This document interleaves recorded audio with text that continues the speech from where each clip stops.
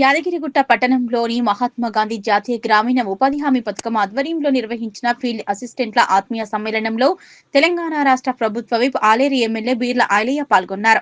ఈ సందర్భంగా బీర్ల ఐలయ్య మాట్లాడుతూ గ్రామీణ ప్రాంతాల అభివృద్ధిలో ఫీల్డ్ అసిస్టెంట్ల పాత్ర అత్యంత కీలకమన్నారు. గ్రామీణ ప్రజలకు ఉపాధి కల్పించడంలో మహాత్మా గాంధీ జాతీయ గ్రామీణ ఉపాధి హామీ పథకం ఒక శక్తివంతమైన సాధనమన్నారు.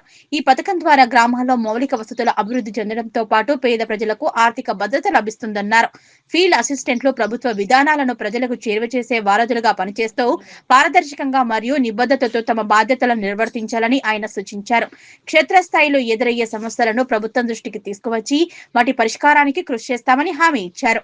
అలాగే ఫీల్డ్ అసిస్టెంట్ల సంక్షేమం కోసం ప్రభుత్వం కట్టుబడి ఉందని, వారి న్యాయమైన డిమాండ్లను పరిష్కరించేందుకు చర్యలు తీసుకుంటామన్నారు.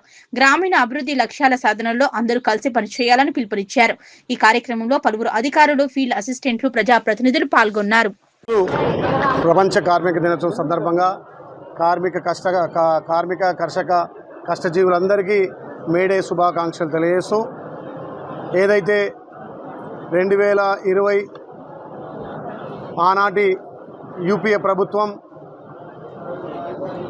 యూపీఏ చైర్పర్సన్గా శ్రీమతి సోనియా గాంధీ గారి నేతృత్వంలో మన్మోహన్ సింగ్ గారు ప్రధానమంత్రిగా ప్రతి గ్రామంలో పని ఒక హక్కుగా, వలసలు పోవద్దు, కార్మికులు ఇబ్బంది పడద్దు, ఏ గ్రామంలో ఆ గ్రామం పని హక్కుగా కలగాలని ఆ రోజు జాతీయ ఉపాధి హామీ పథకం, మహాత్మా గాంధీ జాతీయ ఉపాధి హామీ పథకాన్ని తీసుకొచ్చి పేదోడికి పట్టెడు అన్నం పెట్టే కార్యక్రమాన్ని చేపట్టినటువంటి ఆనాటి ప్రభుత్వం తెచ్చినటువంటి ఒక మంచి పథకం, పేదోడి కడుపు నిండే పథకాన్ని ఈనాటి కేంద్ర ప్రభుత్వం మోడీ గారు కార్పొరేట్ సంస్థలకు కొమ్ముగాసి ఇలా దాని పేరు మార్చుకుంటూ దాంట్లో ఉన్నటువంటి పేదలకు ఉపయోగపడే పథకాలన్నీ తీసేసి ఒక కార్పొరేట్ స్థాయిలో తెచ్చినందుకు దాన్ని నిరసిస్తూ మొన్న పార్లమెంట్లో కానీ మొన్న అసెంబ్లీలో కానీ కొట్లాడడం జరిగింది.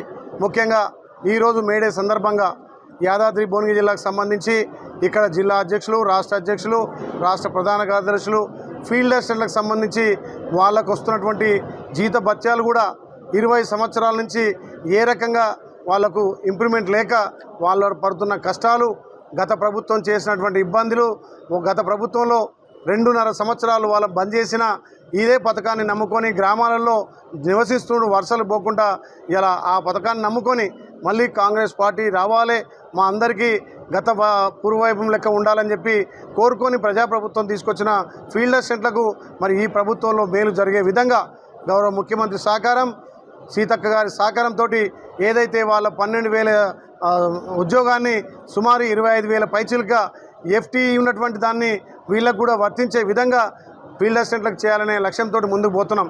గత ప్రభుత్వంలో 4,779 తీసుకొచ్చిన సర్కులర్ ద్వారా వీళ్ళకి చాలా ఇబ్బందులు ఏర్పడుతున్నాయి.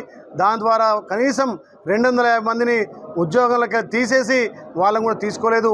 వీటన్నిటి మీద వాళ్ళ న్యాయమైన డిమాండ్లు ఈ ప్రజాప్రభుత్వం తీరుస్తుందని చెప్పి వాళ్ళకు ఒక హామీ ఇచ్చి ఇలా స్వాతి నక్షత్రం యారుట స్వామివారి సన్నిధిలో యాదాద్రి భువనగిరి జిల్లాకు సంబంధించి అదేవిధంగా మిగతా జిల్లాలకు సంబంధించి అధ్యక్షులు కూడా ఈ సమావేశంలో పాల్గొన్నారు. వాళ్ళ న్యాయమైన డిమాండ్లు ప్రభుత్వం దృష్టికి తీసుకుపోయి మంత్రి సీతక్క గారి సహకారంతో ముఖ్యమంత్రి గారితో సానుకూలంగా వాళ్ళని డిమాండ్లు తీరుస్తా అని చెప్పి మాట ఇస్తూ, ఏదైతే మొన్న ఆర్టీసీ కార్మికుల న్యాయమైన డిమాండ్లు తీర్చినామో అదే మాదిరిగా ఈ ఫీల్డ్ సమస్యలు కూడా తీర్చా అని చెప్పి వాళ్ళకు మాట ఇవ్వడం జరిగింది.